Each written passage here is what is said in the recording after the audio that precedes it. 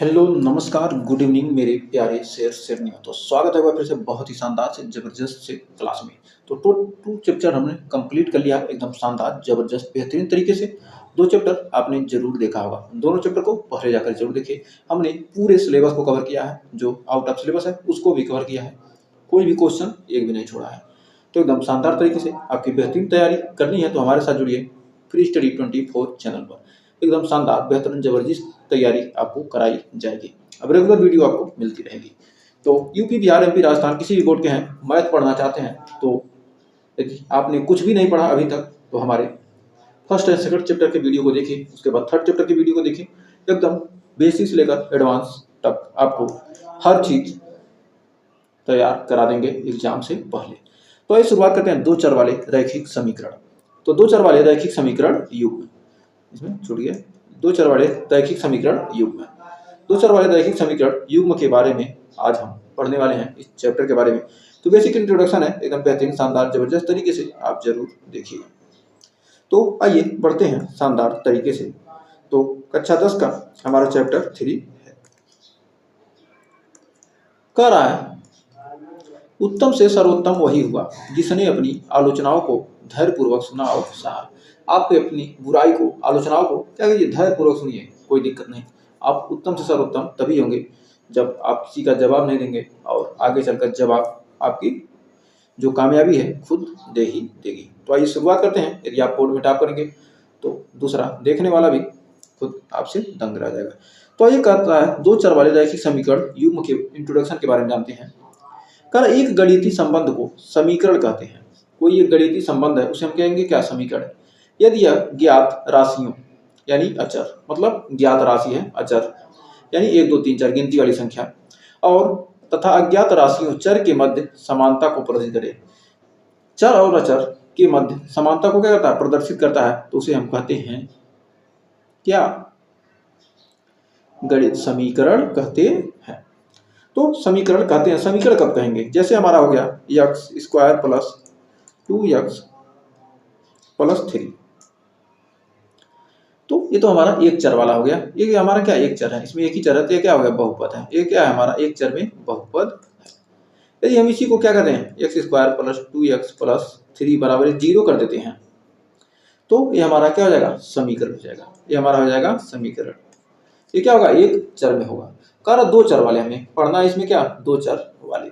तो दो चर वाले पढ़ने हैं यानी 2x प्लस 3y बराबर 0 दे दिया, 2x प्लस 3y बराबर 0 दे दिया तो यह दो चर वाला क्या हो जाएगा, रैखिक समीकरण हो जाएगा। जिसके बराबर में 0 होगा वह समीकरण होगा, और जिसके बराबर में कुछ नहीं होगा वह हमारा कहलाएगा बहुपद।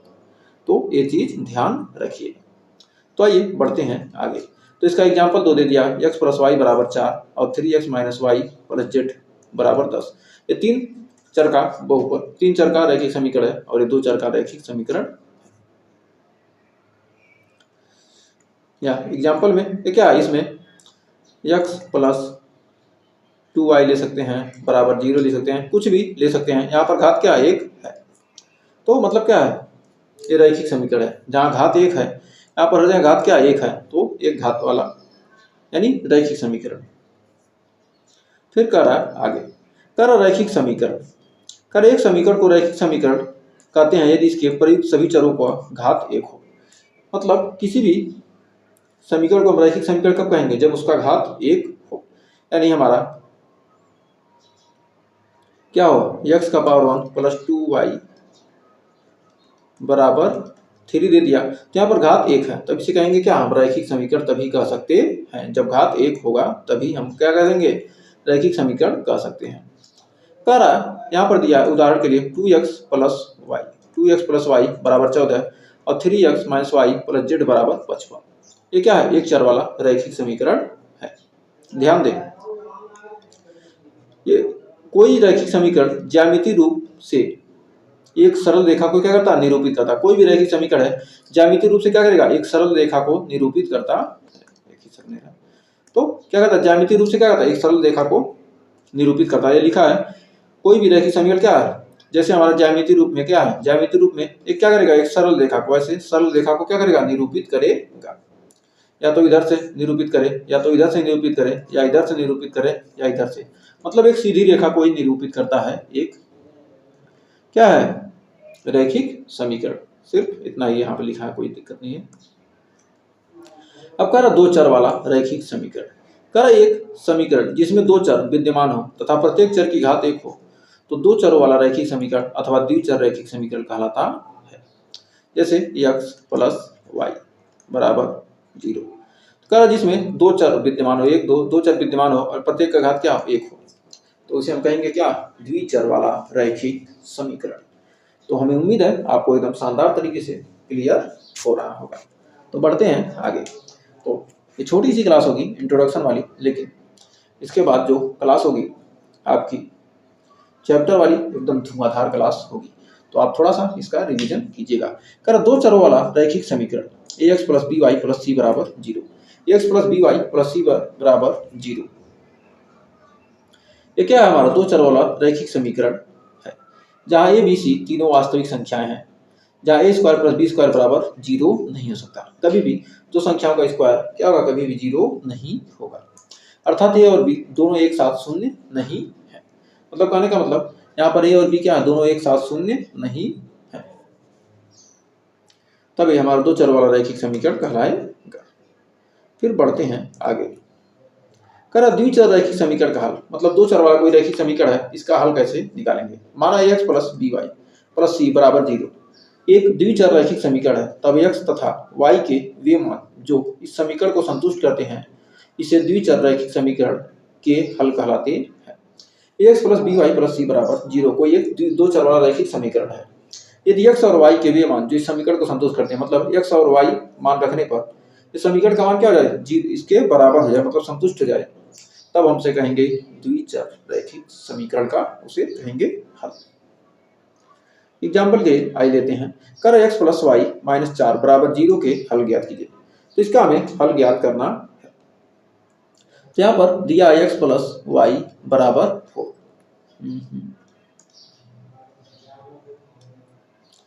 यहाँ पर हो जाएगा x प्लस वाई बराबर 4 आएगा।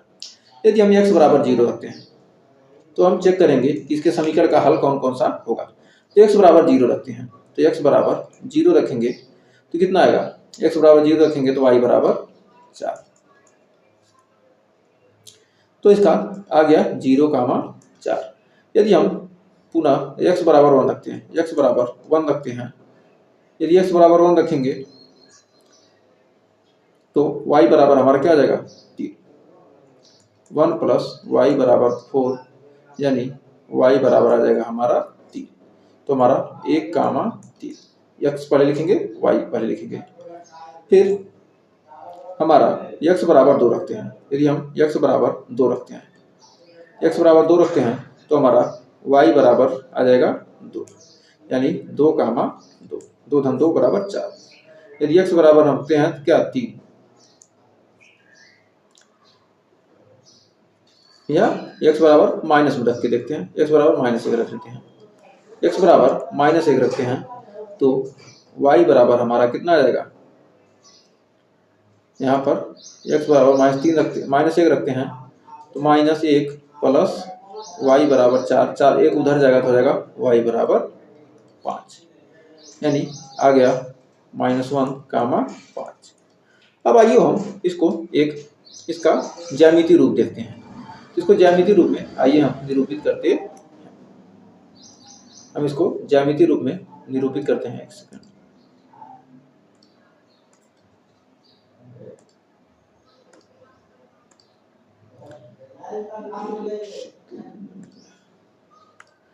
इसको हम ज्यामितीय रूप में निरूपित करते हैं।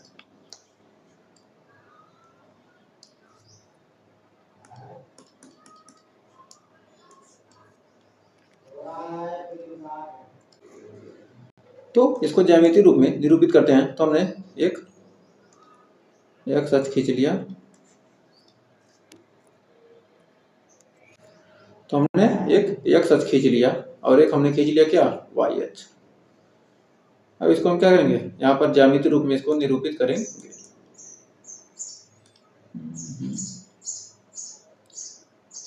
एक सेकंड, इसको हम क्या करेंगे, ज्यामितीय रूप में निरूपित करने के लिए अब हम इस पर हमने क्या किया, वैल्यू पुट कर देंगे।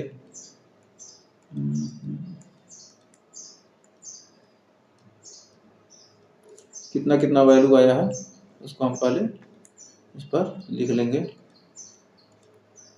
तो हमारा ग्राफ पर क्या है, ये 0 होता है, ये 1 होगा, 2 3 4 5 6, ये प्लस में होगा, ऊपर भी प्लस में जाएगा, 1 2 3 4 5, इधर माइनस होगा, -1 -2 -3 -4 -5, ये भी -1 -2 -3 -4 और -5। तो ये हमारा क्या होता है, ये हमारा x अक्ष होता है और ये होता है हमारा y अक्ष। तो हमने पहला का हमारा क्या वैल्यू आया है, पहला आया 0,4, तो 0 x बराबर 0 और y बराबर कितना आया हमारा 4x बराबर 0 हो गया और y बराबर 4, तो हमारा यहाँ पर एक बिंदु आ गया, एक बिंदु यहाँ पर आ गया। फिर दूसरे में हमारा आया है 1,3, 1,3, x बराबर 1, x बराबर क्या 1 है और y बराबर हमारा कितना 3 है।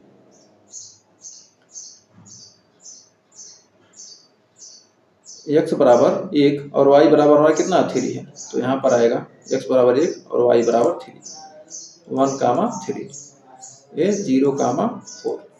फिर हमारा x बराबर 2 रखा था और y बराबर कितना 2,2 और -1,5। अब 2,2, x का मान 2 और y का मान भी 2, और फिर कह रहा 2,2 हो गया और x बराबर -1, ये -1 हो गया और x बराबर -1 और y बराबर कितना 5, यहाँ पर आ गया, सॉरी, x बराबर -1 और y बराबर क्या है हमारा 5 है, y बराबर 5 यहाँ पर आ जाएगा, x बराबर -1 और y बराबर 5। तो अब इसको हम मिला देंगे, तो रेखा को मिलाएंगे तो हमारा ऐसे ही तो आएगा, अब इसमें सही से बनेगा तो ऐसे ही आएगा। तो इस प्रकार हमारी क्या हो जाएगी, सीधी रेखा बनेगी। यदि क्या होगा, ये हम ग्राफ पेपर बनाएंगे तो एकदम सटीक वैल्यू आपका आएगा। तो हमारा यह रेखा किसकी हो जाएगी, x प्लस वाई बराबर 4 की। यह रेखा किसको निरूपित करती है, हमारा यह रेखा निरूपित कर रही है x प्लस वाई बराबर 4 को, x प्लस वाई बराबर 4 को। यह क्या है, हमारा एक सरल रेखा को निरूपित करती है। तो बढ़ते हैं आगे इसी के साथ। द्विचर रैखिक समीकरण युग्म का प्रत्येक हल इसके द्वारा निरूपित सरल रेखा के एक बिंदु की स्थिति को व्यक्त करता है तथा इसका विलोम भी सत्य होता है, मतलब इसका उल्टा भी सत्य होगा। ये हमारा हर बिंदु क्या करेगा, x प्लस वाई बराबर 4 को निरूपित करेगा। द्विचर रैखिक समीकरण के अनंत हल होते हैं, मतलब दो चर वाला जो रैखिक समीकरण है, ये जो हमारा ये रैखिक समीकरण है, इसके क्या होंगे, अनंत हल होंगे, मतलब हर बिंदु पर एक हल हो जाएगा, हर बिंदु क्या करेगा, हल को व्यक्त करेगा। फिर बढ़ते हैं आगे। दो चरों वाला रैखिक समीकरण युग्म। दो चरों वाले रैखिक समीकरण युग्म जैसे हमारा हो गया a1x plus b1y plus c1 बराबर 0, a2x plus b2y plus c2 बराबर 0 को सम्मिलित रूप से द्विचर रैखिक समीकरण युग्म तथा द्विचर रैखिक समीकरण का निकाय कहा जाता है। मतलब इसे व्यापक समीकरण कहते हैं। दो चर वाले रैखिक समीकरण के एक दोनों क्या है, व्यापक समीकरण है। जहां हमें दो समीकरणों की तुलना करनी होगी, द्विचर वाले रैखिक समीकरण की, रैखिक युग्म की, यही हमें इन दोनों समीकरण के बारे में हमें क्या करना है, इस चैप्टर में डिटेल के साथ पढ़ना है। फिर बढ़ते हैं आगे। ध्यान दें, यहाँ a1 b1 c1 तथा a2 b2 c2 सभी वास्तविक संख्याएं, जो a1 b1 c1 a2 b2 c2 हैं, ये सब क्या है, वास्तविक संख्याएं हैं। कभी भी a1 square plus b1 square बराबर 0 नहीं होगा, या तो a2 square plus b2 square बराबर 0 नहीं होगा। कभी भी इन दोनों का स्क्वायर का सम 0 नहीं होगा, ये ध्यान दीजिएगा। अब बढ़ते हैं आगे। दो चर रैखिक समीकरण युग्म का ज्यामितीय अर्थ। माना कि ये दो चर वाले दो चर क्या है, रैखिक समीकरण है। यदि दोनों के मान समान है तो वे क्या होंगे, संगामी होंगे। मतलब दो चर वाले रैखिक वाले समीकरण क्या होंगे, ये दो चर के रैखिक समीकरण या तो क्या होंगे, या तो संगामी होंगे, इसके बारे में भी आगे डिटेल से पढ़ेंगे। या तो संगामी होंगे, या तो एक दूसरे के क्या होंगे, दोनों समांतर होंगे। ये दोनों समीकरण क्या होंगे, एक दूसरे के या तो समांतर होंगे, या तो किसी रेखा पर क्या करेंगे, प्रतिच्छेद करेंगे, या तो समांतर होंगे या तो प्रतिच्छेदी होंगे। ये दोनों रैखिक समीकरण ये तीन रूपों में होंगे। कब समांतर होंगे, कब संगामी होंगे और कब प्रतिच्छेदी होंगे, इसके बारे में अभी डिटेल के साथ पढ़ेंगे।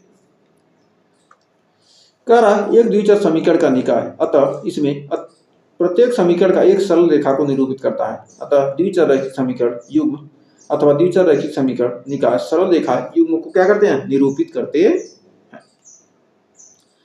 फिर कह रहा है आगे, कह रहा किसी भी द्विचर रैखिक समीकरण युग्म द्वारा निरूपित सरल रेखा युग्म के लिए तीन स्थितियां संभव होती हैं। मतलब यदि सरल रेखा को निरूपित करेगा तो इसकी क्या होंगी, तीन स्थितियां होंगी। तो तीन स्थितियां कौन सी होंगी, या तो क्या होगा, पहला स्थिति समांतर होगा, या तो दूसरी स्थिति प्रतिच्छेदी होगा,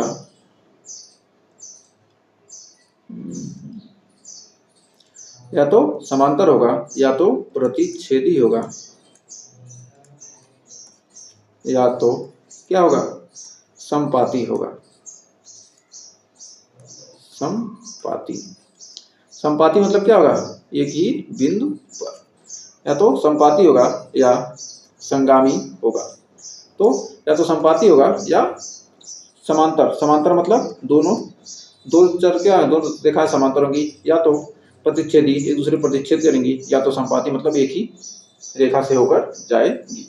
तो इसके बारे में हम डिटेल के साथ धीरे धीरे चैप्टर में जैसे क्वेश्चन आएंगे वैसे वैसे हम पढ़ते जाएंगे।